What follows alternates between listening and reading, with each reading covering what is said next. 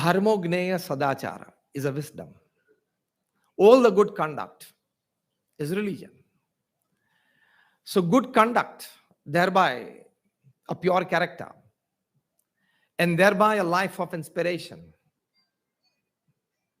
for decades, for centuries, and for ages for people, is a human life. Mukesh Bhai mentioned about the Asia Cup and the World Cup. Let also me start with cricket. It was 1987 when the World Cup was played in India and Pakistan jointly, and the quarterfinals match between West Indies and Pakistan. West Indies batted first. Pakistan was into the play. They were into the last wicket. Abdul Qadir and Wasim Jafar were at the crease, and the great West Indian pace bowler, the first pace bowler in the world to have 500 test wickets in his kitty, Courtney Walsh, was bowling. And Walsh, at the end of his run-up towards the crease, was just about to put the ball. And Wasim Jafar left the crease for a quick single, whether the ball corrects the bat of the batsman or not. Abdul Qadir was at the striking end. Wasim Jafar at the non-striking end. Courtney Walsh did not bowl. He asked Wasim Jafar to get back into the crease. See, he had a choice. He could have run out him, which is popularly known in cricket as mankad.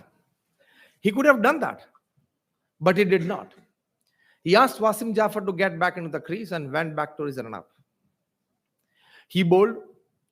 On this side, West Indies needed 1 wicket to win the quarterfinals and enter into the semi-finals. On the other side, Pakistan needed just 2 runs to enter the semi-finals. They scored it. For the first time in the history of World Cup, West Indies was out of the World Cup in the preliminary rounds.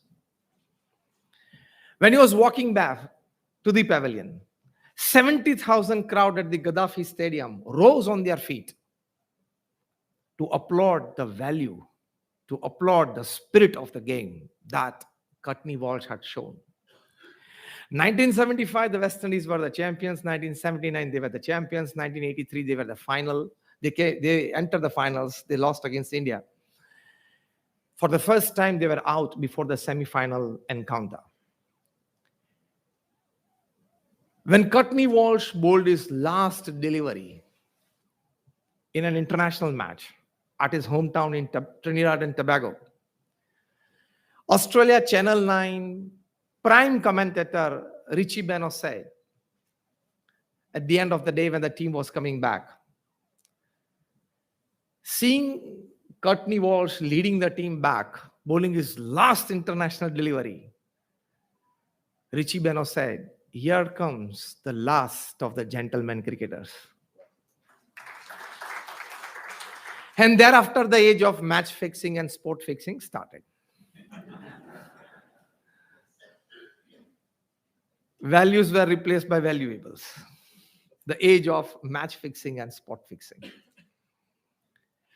Years later, when Courtney Walsh was interviewed by BBC Cricket, he was asked that why did you prefer to make the other choice?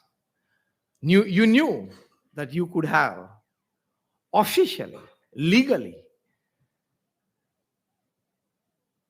taken your team into the semi-finals. Courtney Walsh said something which is a source of inspiration for all of us today. So high regards for values. Courtney Walsh said, "I was not raised to do that. The way in which I was raised by my parents, I was taught cricket by my coach. I cannot do that. I cannot run out a person in such a way before once giving him a warning." Again, BBC asked him because they wanted something spicy from his mouth, as normally these people want. Again, he was asked that, were you aware that this action could lead West Indies from the exit? He said, "I knew it." "Then why didn't you do it?" Again, he said, "The spirit of the game was so high valued in my heart that today, when you're asking me this question, for the first time, I'm getting a thought in my mind that I had a second choice. At that time, I thought I had only one choice, and that to give the warning to the non-strikers batsman. He becomes a source of inspiration. He's a valued person. What needed to be done? And then he did this. Well, yes, that's a warning to Salim Jafar.